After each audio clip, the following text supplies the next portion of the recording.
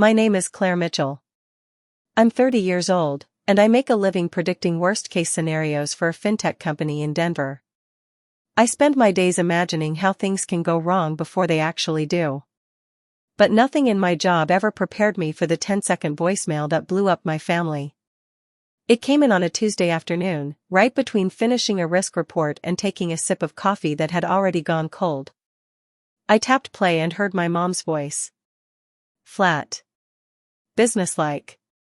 The same tone she used when canceling a subscription, not talking to her daughter. You're out. Don't come back. We're moving on without you. No explanation. No emotion. Just a verdict.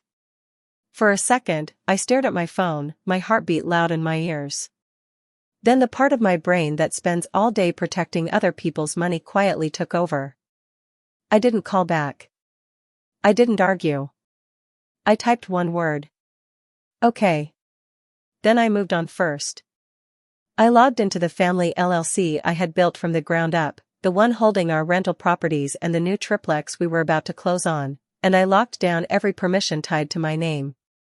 No more deals signed using my credit. No more transfers without my approval. Then I called the real estate agent and pulled myself out of the house deal they were counting on. Finally, I froze the retirement account structure I had created for them so nothing could be changed or drained behind my back. By the time my coffee was finished, every easy road they thought they had through me was gone. I assumed that would be the end of it. Instead, by the next morning, my phone showed 46 missed calls and a voicemail from their lawyer saying, "We have a serious problem." I actually laughed when I heard it and typed my reply, because they had no idea the real problem wasn't me leaving. It was what I took with me. Stay with me until the end and you'll see how one cold voicemail turned into a family revenge story, where the person they tried to erase ended up holding every last card. The next morning, I woke up to my phone buzzing itself toward the edge of my nightstand. For a second, I thought it was my alarm. Then I saw the screen. 46 missed calls. Mom. Dad. Unknown numbers. One from a law office I recognized. The newest alert was a voicemail from their lawyer. I put in my earbuds and hit play while starting the coffee machine. "This is Evan Coleman, counsel for Mark and Diane Mitchell. Claire, we need to talk. This is serious. Please call me back as soon as possible." His voice had that tight edge lawyers get when they realize their clients forgot to mention something important. I let the message end and stared at the wall, listening to the coffee drip. My phone kept lighting up as new texts came in. From Mom, "Claire, this is just a misunderstanding. Call me. We need to talk." From Dad, "Kiddo, whatever happened, we can fix this. Please call us back." Another from Mom, "We didn't mean it like that. We were upset. Come home so we can explain." Funny, because yesterday there had been no confusion in her voice at all. "You're out. Don't come back. We're moving on without you." That sounded very clear to me. I scrolled, half expecting to see Brooke's name in the flood of messages. Nothing.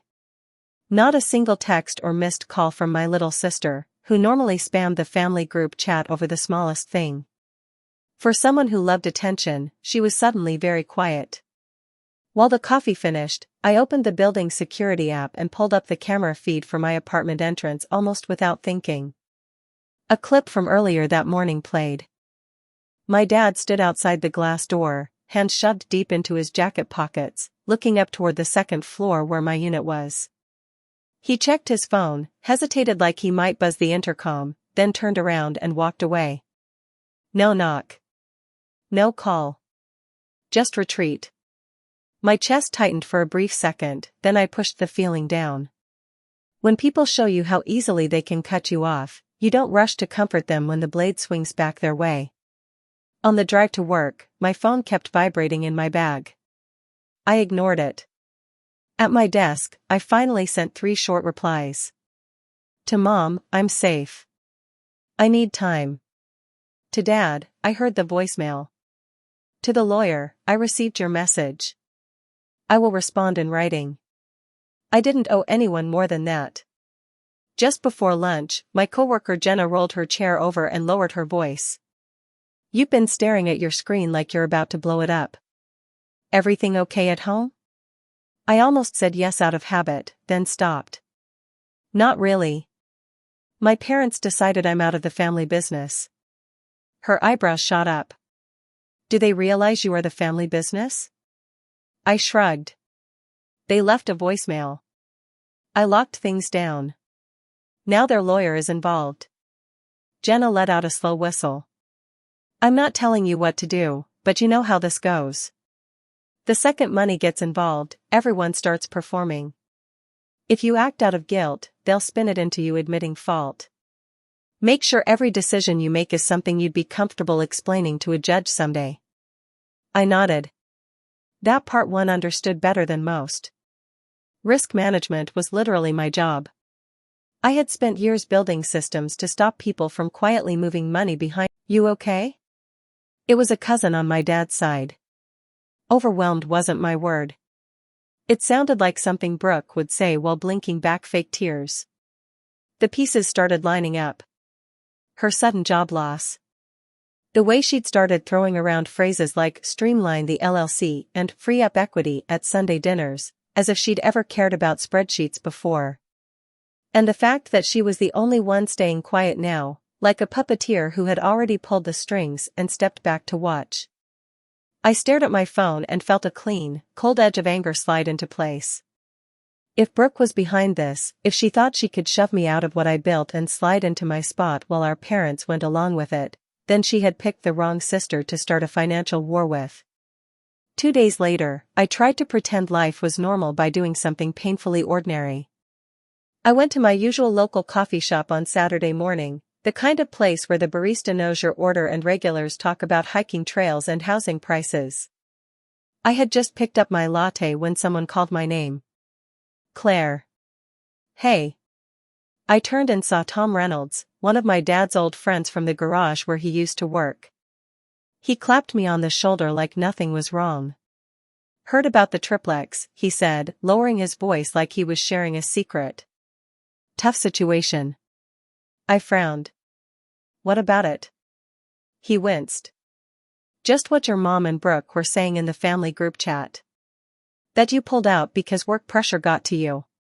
That you're overwhelmed and it's not a good time for you mentally. He said mentally the way people do when they're afraid to say breakdown.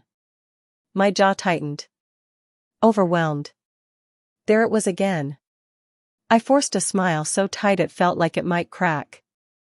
Yeah, well, you know how rumors travel, I said. Tom patted my arm, told me to take care of myself, and wandered off toward the sugar station.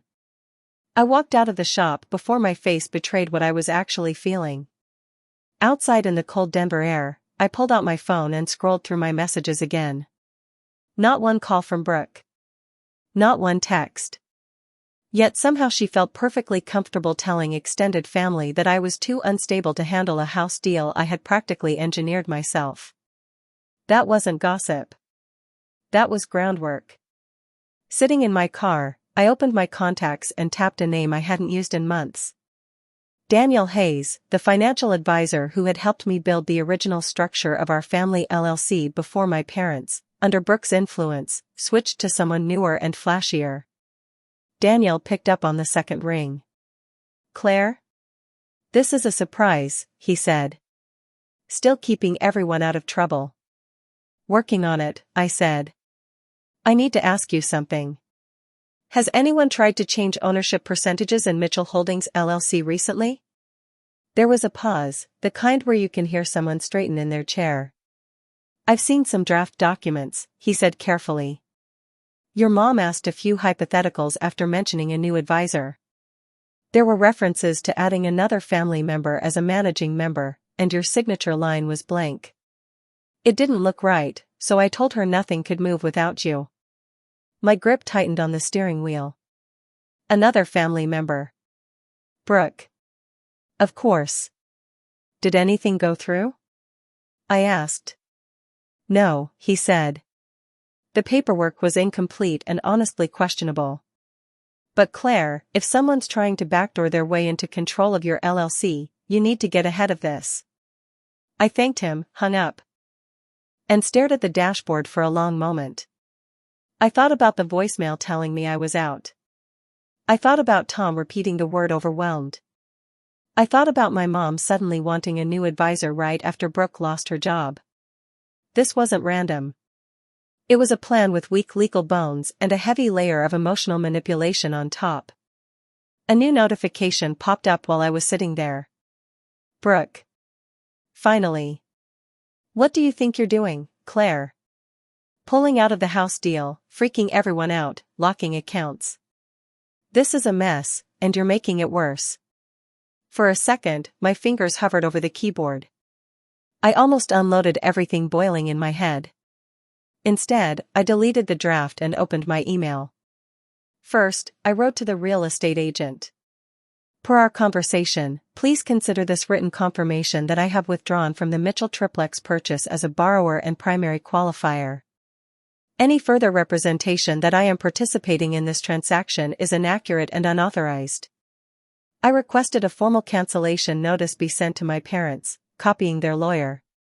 Then I opened a new message, this one addressed to Brooke, written the same way I'd write any risk escalation at work. Brooke, this email serves as formal notice that any attempt to alter ownership, signature authority, or financial structure related to Mitchell Holdings LLC, its properties, or associated retirement accounts without my written consent is unauthorized and may constitute fraud. Do not sign my name. Do not imply my approval. Any such action will be documented and shared with legal counsel. No yelling. No insults. Just facts and consequences. I sent it and turned my phone face down on the passenger seat. By the time I got home, my call log showed 6 more attempts from Mom, 3 from Dad, and none from Brooke.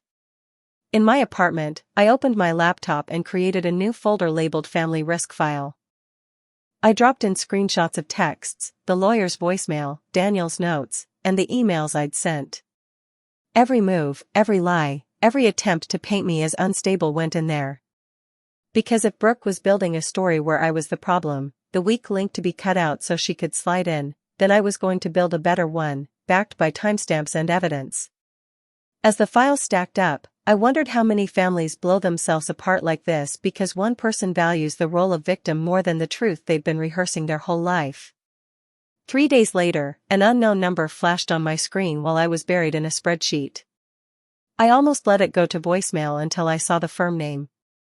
This is Claire. Hi, Claire, this is Jason Liu, your parents' new financial advisor, he said. I need to go over some discrepancies in the Mitchell retirement structure. That word made me sit up. He explained he'd found draft forms adding Brooke as a co-trustee or managing member, with my name referenced as approving the changes, but no actual signature from me. To be clear, I said, I haven't approved anything. I haven't signed a thing since the day I set it up. Jason sighed. Your family is under the impression you stepped away and that these changes reflect your wishes. The word overwhelmed came up. From a compliance standpoint, I needed confirmation. Treat every request as unauthorized unless you see my live signature, I told him. If anyone claims otherwise, ask for proof. You won't get it. After we hung up, my cousin Megan called. Are you okay? She blurted. Because the way Brooke's been talking, it sounds like you're falling apart. I asked what Brooke was saying. That you pulled out of the triplex because of anxiety. That you hoard control of the LLC. That you threatened to cut Mom and Dad off financially. Now she's posting about abusive power in families. None of that is true, I said. Megan lowered her voice. I didn't think so. It doesn't match the Claire who paid for their roof. I just wanted you to know. Thanks, I said. Screenshot if you want. Otherwise, don't feed her audience. We hung up, and a moment later an email thread landed in my inbox. Subject, Mitchell Triplex Purchase Update. It was from Susan, the agent, with my parents, Brooke, and Evan the lawyer copied.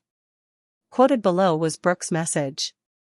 Susan, as discussed, Claire has pulled out due to personal mental health struggles. We need to move forward without her. Please respect her limitations. It was written so sweetly it made my skin crawl. Susan's reply was crisp. For liability reasons, I'll need written confirmation directly from Claire and will pause the file. I started typing immediately. Hi Susan. Attached is my written withdrawal from 2 days ago along with the pre-approval documents. I am not exiting due to mental health struggles. I am withdrawing because I no longer consent to my name, credit, or income being used under the current family circumstances.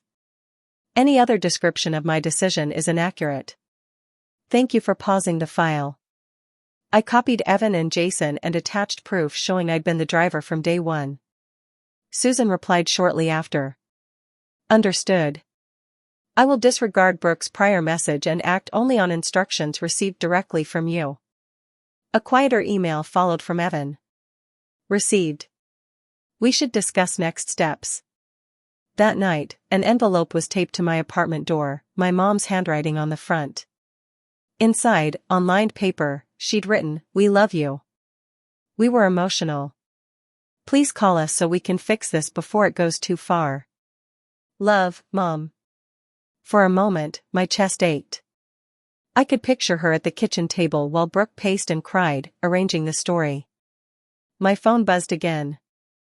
Megan had sent a screenshot of Brooke's newest post. Sometimes the most dangerous person in a family is the one who controls all the money and punishes you when you don't obey.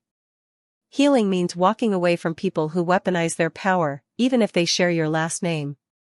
The comments were full of hearts and encouragement. I placed my mom's note beside my laptop and opened the family risk file again. Emails, voicemails, advisor notes, screenshots, all lined up neatly. Until now, I'd just been shutting doors. As I watched the evidence grow, I realized defense wasn't enough. If Brooke wanted to make me the villain, I was going to answer with something she couldn't spin, a simple documented story that left her standing alone in the light. The next morning at work, my phone buzzed with a new text from Mom. Just 5 minutes. No arguing. Please. I stared at it. 5 minutes wouldn't undo a voicemail telling me not to come back, but it sounded more like her than anything she'd sent in weeks. Call me, I typed. She answered immediately. I heard the faint echo of speakerphone. Your dad's here too, she said. Hey, kiddo, Dad added. You wanted 5 minutes, I said. Mom exhaled. We messed up, Claire. Saying you're out, don't come back, that was extreme. We shouldn't have said it like that. You didn't say it like that, I said. You said exactly that. She went quiet, then tried again. Your sister told us things. She said you were planning to cut us out of the LLC, talking to lawyers about removing us from retirement accounts, that you were tired of carrying us and wanted full control. She said you told her after dinner in the car. None of that happened, I said. Did you hear those words from me directly? Well, no, Mom admitted. Brooke said you talked in the car on the way home. I drove myself that night, I said. I left alone. There was no car ride. Dad swore under his breath. Why would she lie? Mom whispered, already sounding like she knew the answer. Because if I'm unstable and power-hungry, then her sliding into documents looks like protecting you, I said. Dad sighed. This is bigger than family drama now. Evan called. Jason called. Susan paused the deal. I know, I said. That's why we're done with whispers. We're all sitting down, the 4 of us, in the same room. No speakerphones. No vague posts. I'll bring documents. You bring everything Brooke told you. Then we see what survives. Do we have to involve lawyers? Mom asked. They're already involved, I said. The question is who they hear first, Brooke's story or the evidence. When? Dad asked. Tomorrow. 6. At the house, I said. If Brooke won't come, that's an answer too. The next evening, I walked into my parents' living room with a thick folder under my arm. Same beige couch. Same framed school photos. Completely different air. My parents sat together on the sofa. Brooke perched in an armchair, tissue in hand like a prop, refusing to look at me. "Thanks for coming," Dad said. I set the folder and my phone on the coffee table. "Just so we're clear," I said. "Nothing about this is off the record in my head. If anyone lies, I won't keep it here." Brooke scoffed. "Wow. Way to make this hostile. We're family." "Then the truth shouldn't scare anyone," I said. Mom twisted her hands. "Brooke, honey, tell Claire what you told us." "No," I said. "Brooke can speak for herself." "Go ahead." Brooke rolled her eyes. "I just repeated what you said," she snapped. "That you were done carrying everything. That you were thinking of pulling your name off things. That you wanted full control of the LLC so you wouldn't have to consult them. And this was in the car after dinner, right?" I asked. She nodded. "Yeah. You were upset. You probably don't even remember." I opened the folder, pulled out a printed statement, and slid it across the table. "That night at Harbor Grill, right? Check the timestamps." Mom's eyes moved down the page. Brooke's rideshare receipt to their house at 10:15. My gas station charge across town at 10:13. Different routes. Different cars. "I drove myself," I said. "You took a car alone." There was no car conversation. "Maybe it was another night," Brooke said quickly. "Before you say that," I said, flipping to another page, "here's the only other time we all had dinner together in the last 3 months. That night, you left early to meet friends. I stayed to pay. No private ride then either." Dad leaned back slowly. "Brooke," he said quietly. She shrugged. "Memory is weird." "Okay?" I was trying to help. I thought she was serious about needing a break. I laid out the next documents. My withdrawal email to Susan, sent before Brooke's mental health story. Susan's reply saying she'd ignore anything not coming directly from me. Jason's note about draft documents referencing my name without my signature. Screenshots of Brooke's posts and Megan's messages. Page by page, the line stretched from that voicemail to this living room. Mom finally turned to Brooke. "You told us you saw emails," she whispered. "You told us Claire said she was done with us." Brooke sat up straighter. "So now you just believe her because she printed things?" "She's always liked control. She's twisting everything to make me look crazy." Dad fixed his eyes on her. "The truth doesn't fall apart when you put it next to a receipt," he said. "Yours did." Mom looked at me, and for the first time since that voicemail, something shifted. "We always thought you could handle more," she said. "We saw Brooke as fragile, so we protected her and pushed responsibility onto you. And now I'm realizing the only person who lied to us is the one we told not to come back." Brooke opened her mouth, but Mom lifted a hand. "Not this time," she said softly. That word, no, settled between them, and something inside me finally slid back into place. They had tried to cut me out based on a story Brooke wrote. Now they were watching that story burn page by page and realizing how close they'd come to losing the one person who had actually kept them afloat. The silence sat there like a fifth person in the room. Brooke shifted, eyes flicking between our parents and me, testing the air. "So what now?" she snapped. "You've got your little packet of papers. Congratulations, Claire. Are you happy you made Mom cry?" I ignored the jab. "This isn't about crying," I said. "It's about consequences. You told me I was out. You tried to push changes through behind my back. You told people I was unstable so you could step into what I built. That has to mean something more than a sad Facebook post and everyone pretending it never happened." Dad rubbed his jaw, the way he did when lining up a difficult repair. "What do you think should happen?" he asked. Brooke whipped toward him. Seriously, Dad? You're asking her? I met his eyes. You wanted me out of the family business. Fine. I'll step back from being the default safety net. But that also means no one gets to use my name, my credit, or my work quietly. Starting with making sure Brooke has zero access to anything I set up. Mom hesitated. Brooke doesn't have access, she started, but I shook my head. Not formally, maybe. But she's been in meetings. She's been in group chats about the triplex. She's been talking to advisors like decisions were already moving her way. That stops today. No more implying Claire is okay with things when she isn't. Brooke blinked hard. So you're just going to cut me out? Her voice went thin. After everything I've done for you.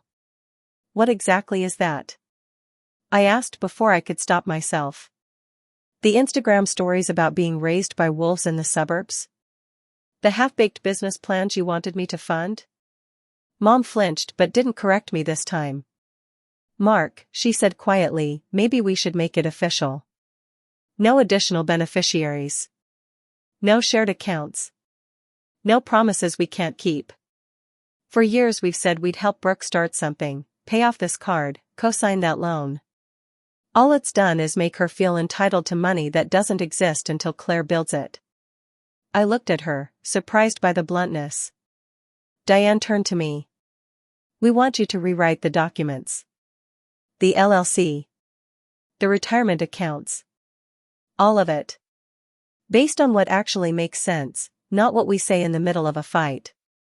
I stared at her. You're asking me to take control again after telling me to get out, I said slowly. She nodded, eyes wet.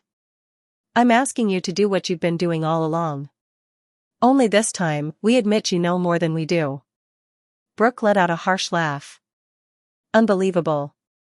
You're handing her everything. You're punishing me because I told the truth about how she treats us. Dad looked at her steadily. The truth would have survived a gas receipt, he said. Yours didn't. For the first time since I'd walked in, Brooke looked shaken. Her eyes flicked to me, searching for the version of me who might step in and save her. I didn't. Dad took a breath. Here's what we're going to do, he said in the firm tone he used at the shop.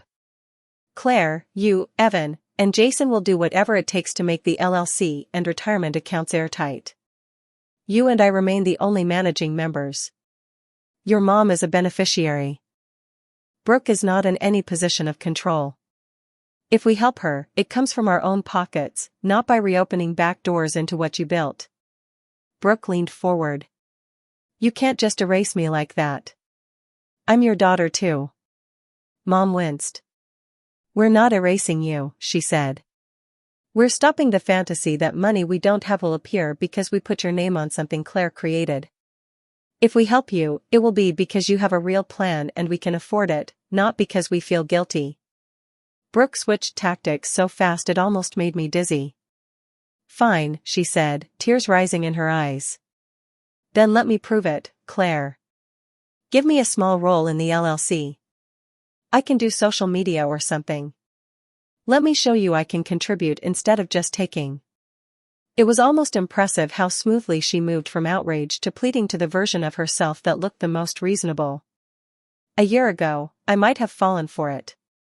Now I just saw the same pattern wearing a different mask.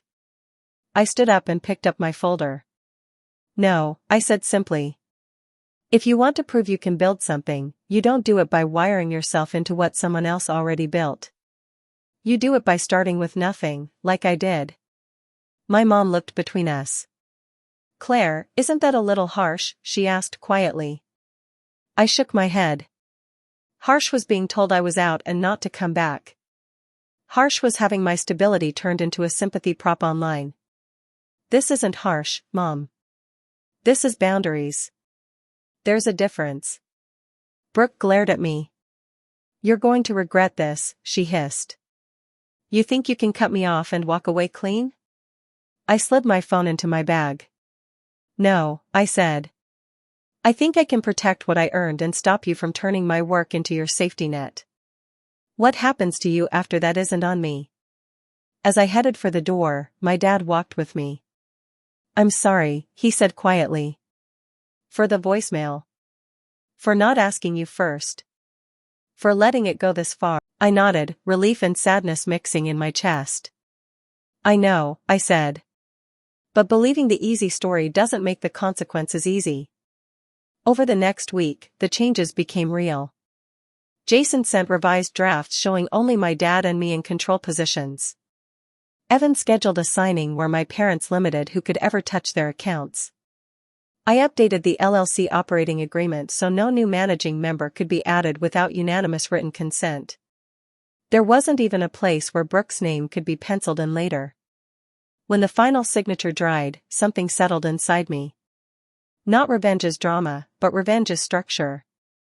A system where the person who tried to push me out had no way back in.